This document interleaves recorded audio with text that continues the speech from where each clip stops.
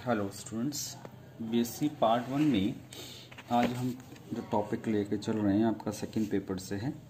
Second paper जिसमें आपके यहाँ एल्गी, ब्रायोफाइट्स और लाइकेंस हैं। आपको उसमें लाइकेंस पढ़ने हैं, एल्गी पढ़ना है एंड ब्रायोफाइट्स पढ़ना है।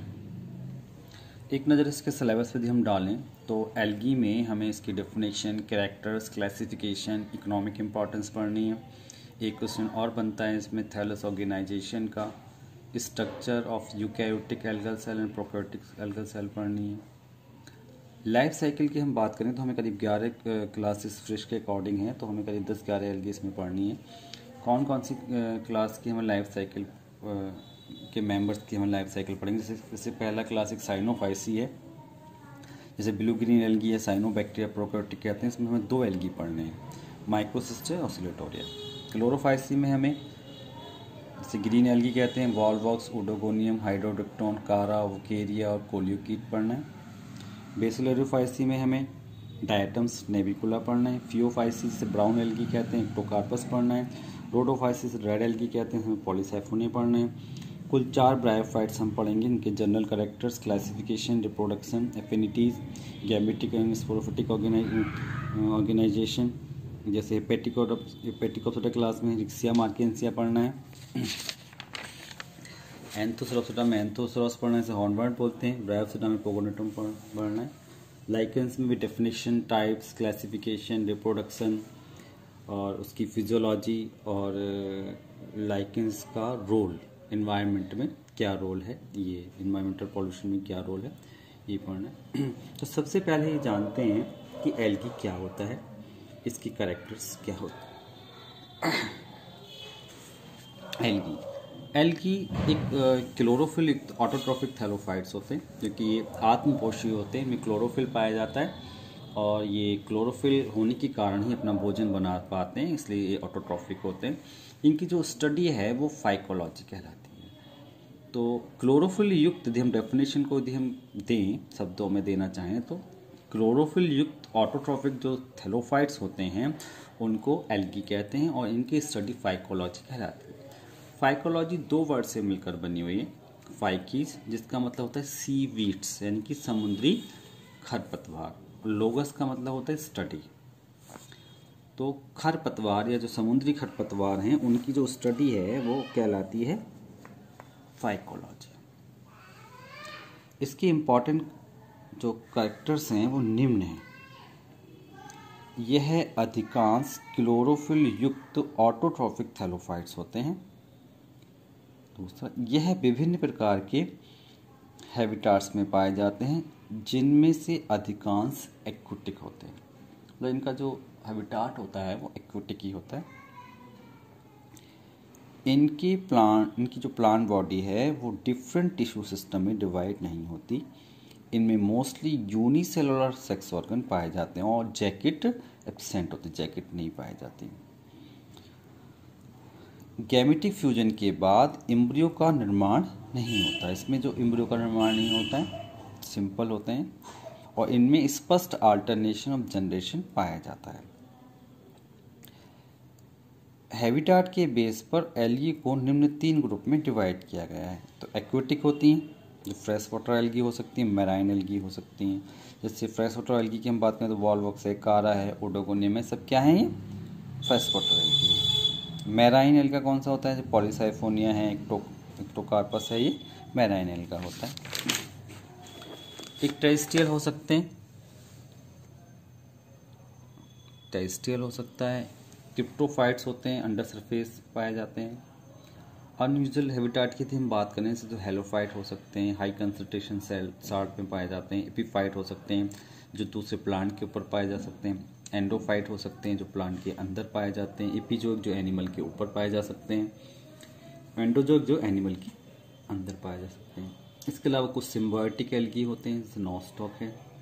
कुछ क्रिप्टोफिटिक होते हैं जो आइस या स्नो पे पाई जाती हैं, जैसे क्लेमाइडो येलोस्टोनसिस जो है वो यूएसए के जो येलोस्टोन नेशनल पार्क है उस पर बर्फ़ पे पाया जाता है, जिससे वो वहाँ के जो पत्थर हैं वो येलो कलर के दिखाई देते हैं। कुछ लिथोफिटिक हो सकते हैं जो रॉक्स पे पाए जा सकते हैं। पैरासिटिक एल्गी भी होते हैं। पैरासिटिक एल्गी जो सिफिलिस सबसे इम्पॉर्टेंट है, जो सिफिलिस वायरसेस हैं वो red rust of T cause करता है। कुछ थर्मोफाइट्स हो सकते हैं जो हॉट वाटर में पाए जाते हैं, हॉट स्प्रिंग पाए जाते हैं, ऑसिलेटोरिया है। ठीक है, तो ये हमने देखा कि इसके हैबिटाट, डिफरेंट अनयूजुअल हैबिटाट और यूजुअल हैबिटाट क्या हो सकते हैं। अब देखते हैं सेक्सुअल रिप्रोडक्शन एल्गी में। एल्गी में सेक्सुअल रिप्रोडक्शन किस प्रकार से होता है, कौन कौन से मेथड एल्गी में सेक्सुअल रिप्रोडक्शन के हैं। तो जैसे क्लास साइनोफाइसी को छोड़कर बाकी सभी एल्गी में सेक्सुअल रिप्रोडक्शन पाया जाता है। क्लास साइनोफाइसी जो होती है उसमें सेक्सुअल रिप्रोडक्शन नहीं पाया जाता। तो उनमें जो जिन टाइप का रिप्रोडक्शन हो सकता है, जो मेथड हो सकते हैं रिप्रोडक्शन के, वो कौन कौन से हैं। जैसे पहला है ऑटोगेमी। इस प्रकार के फ्यूजन में एक ही प्लांट अथवा एक ही सेल के दो न्यूक्लियाई फ्यूज होकर डिप्लॉयड न्यूक्लियस बनाते हैं। इस क्रिया में केवल कैरियोगेमी होती है। इस प्रकार के रिप्रोडक्शन में एक्सटर्नल जीन का समायोजन नहीं हो पाता। इसमें क्या होता है, एक ही सेल के दोनों न्यूक्लियस फ्यूज हो जाते हैं तो कोई भी बाहर से कोई जीन का समायोजन नहीं हो पाता। दूसरा है होलोगेमी। इस प्रकार के रिप्रोडक्शन में एल्गी कुछ समय तक वेजिटेटिव स्टेज व्यतीत करने के बाद गैमीट के रूप में कार्य करने लगती है तथा दो सेल फ्यूज होकर एक जाइगोट बनाते हैं। यह एक इनएफिशिएंट क्रिया है, मतलब जिसमें दो सेल जुड़कर एक जाइगोट दे रही हैं, एक प्रोजेनी दे रही हैं, तो उसमें इफिशिएंसी कम है उसकी, क्योंकि दोनों प्लांट्स के मिलने से केवल एक ही जाइगोट का निर्माण हुआ, एक ही प्लांट का निर्माण हुआ। तो जैसे इसका एग्जाम्पल क्लेमाइडोमोनास है, तो ये इसको एक इनएफिशिएंट क्रिया मानते हैं। अगला है आइसोगेमी। इस प्रकार के रिप्रोडक्शन में फ्यूज होने वाले जो गैमीट्स होते हैं वो मॉर्फोलॉजिकली सेम होते हैं। आइसो का मतलब सेम, तो संयुग्मन बोलते हैं इसको, मॉर्फोलॉजिकली सेम होते हैं। इन गैमीट्स को मॉर्फोलॉजी के आधार पर मेल और फीमेल में डिफ्रेंशिएट नहीं किया जा सकता। यूरोथिक्स में ऐसा पाया जाता है, इसमें मेल और फीमेल को हम क्योंकि जो देखने में जो गैमीट्स हैं आइसोगेमीट का मतलब तो मॉर्फोलॉजिकली सेम है। फिर अगला है एनाइसोगेमी। इस प्रकार के रिप्रोडक्शन में फ्यूज होने वाले गैमीट्स फिजियोलॉजिकल तथा मॉर्फोलॉजिकली कैसे होते हैं, एनाइसोगेमी मतलब असमान होते हैं, दोनों ही लक्षणों में वो डिफरेंट होते हैं। ऐसे गैमीट्स एनाइसोगेमीट्स कहलाएंगे, क्योंकि इनमें एनाइसोगेमी कही जाती है। और इस प्रकार के जो रिप्रोडक्शन है, जो फ्यूजन है, वो एनाइसोगेमी कहलाता है। इसमें मेल गैमीट छोटे व एक्टिव तथा फीमेल गैमीट बड़े व इनएक्टिव होते हैं। तो जो एनाइसोगेमी का मतलब क्या हुआ, इसमें जो एनाइसोगेमी एक टाइप का ऐसा रिप्रोडक्शन हो गया जिसमें जो फ्यूज होने वाले गैमीट हैं मॉर्फोलॉजिकली और फिजियोलॉजिकली दोनों ही डिफरेंट उनके होंगे। मेल जो होंगे वो माइक्रो कहलाएंगे, छोटे होंगे, एक्टिव होंगे।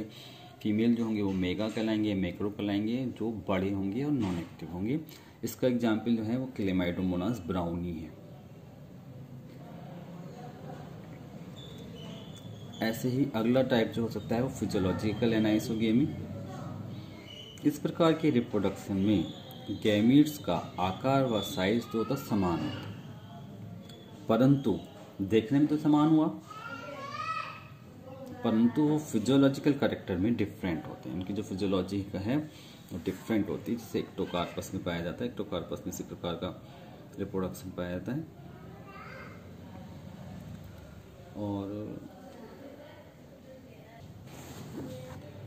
एक्टोकार्पस में ऐसे करके जो पैसिव फीमेल गैमीट होता है, मैक्रोगैमीट होता है, उसके चारों तरफ ऐसे करके micro active male active gamete इकट्ठे हो जाते हैं। तो इस प्रकार का जो इकट्ठा होना है एक्टिव मेल गैमीट्स का, तो उसके लिए एक टर्म दिया है क्लम फॉर्मेशन। इसको एक गुच्छा जैसा स्ट्रक्चर बना लेते हैं, क्लम फॉर्मेशन बना लेते हैं।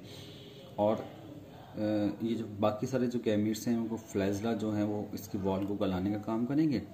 और दोनों गैमीट इस प्रकार, एक जो मेल गैमीट है उसके जो फ्लैजला है उसमें कॉन्ट्रैक्शन होगा, और जो जिससे दो गैमीट मेल और फीमेल गैमीट से पास आ जाएंगे, और उनकी जो बीच की दीवार है, जो कॉन्टेक्ट पॉइंट है, वो कॉन्टेक्ट पॉइंट गल जाएगा, जिससे मेल और दोनों फीमेल गैमीट का फ्यूजन हो जाएगा। जैसे इनके दोनों न्यूक्लियाई हैं वो ऐसे करके फ्यूज हुए, मेल और फीमेल गैमीट के जो न्यूक्लियाई हैं फ्यूज हो जाते हैं, ऐसे करके डिप्लॉयड जाइगोट बना लेते हैं। तो जो एक्टोकार्पस में है, एक्टोकार्पस में इसका जो एग्जाम्पल सिलिकोस का है, जिसमें मेल गैमीट एक्टिव होते हैं, फीमेल गैमीट कम एक्टिव होते हैं, और मेल गैमीट के चारों फीमेल गैमीट के चारों ओर अनेक मेल गैमीट इकट्ठे हो जाते हैं और सभी मेल गैमीट अपनी एपिकल लॉन्ग फ्लैजेलम वाले फीमेल गैमीट से अटैच होते हैं। कुछ समय पश्चात एक मेल गैमीट के फ्लैजेलम में कॉन्ट्रैक्शन होता है और ये मेल गैमीट फीमेल गैमीट के कॉन्टैक्ट में आकर फ्यूज हो जाता है। इसके पश्चात शेष मेल गैमीट फीमेल गैमीट से अलग हो जाते हैं। इस प्रोसेस को, जिसमें फीमेल गैमीट के चारों ओर अनेक मेल गैमीट इकट्ठे हो जाएं तथा उसमें से एक मेल गैमीट फीमेल गैमीट से फ्यूज होकर जाइगोट बना पाए, इसे क्लम फॉर्मेशन कहलाते हैं। जबकि जो दूसरा एग्जाम्पल जो एनाइसोगेमी का एक्टोकार्पस में है, जो एक्टोकार्पस सेकेंडस है, उसमें जल में स्वतंत्र वो जो तैरते हुए डिफरेंट साइज के गैमीट हैं पेयर में फ्यूज होकर जाइगोट बना लेते हैं। दोनों कंडीशन में जाइगोट बन जाता है। सबसे लास्ट और एडवांस टाइप है वो है ओगेमी। जो एल्गी में जो होने वाला रिप्रोडक्शन है वो ओगेमी सबसे एडवांस टाइप है। यह सेक्सुअल रिप्रोडक्शन का सबसे एडवांस मेथड है। इसमें नॉन मोटाइल फीमेल गैमीट, जिसे एग कहते हैं, ओगोनियम के अंदर स्थित होता है। ओगोनियम गैमेटेंजियम हो गया, उसके अंदर फीमेल गैमीट एग स्थित है तथा एग का फर्टिलाइजेशन मेल गैमीट, जो मेल गैमीट जैसे एंथ्रीडियम है, मेल गैमीटेंजियम जो है वो एंथ्रीडियम है, उसके अंदर मेल गैमीट से का निर्माण होता है, जिसे हम एंथीरोजोइड्स कहते हैं। उन एंथीरोजोइड्स के द्वारा होता है, यानी कि जो एंथीरोजोइड हैं ओगोनियम में पहुंचकर एग को फर्टिलाइज करते हैं और दोनों में जो कैरियोगेमी और प्लाज्मोगेमी का प्रोसेस होने के बाद जो डिप्लॉयड जाइगोट बन जाता है और डिप्लॉयड जाइगोट से नेक्स्ट एल्गी का निर्माण होता है। इस प्रकार हमने देखा कि एल्गी में कितने प्रकार के सेक्सुअल रिप्रोडक्शन हो सकते हैं, किस किस मेथड से एल्गी सेक्सुअली रिप्रोड्यूस करती है।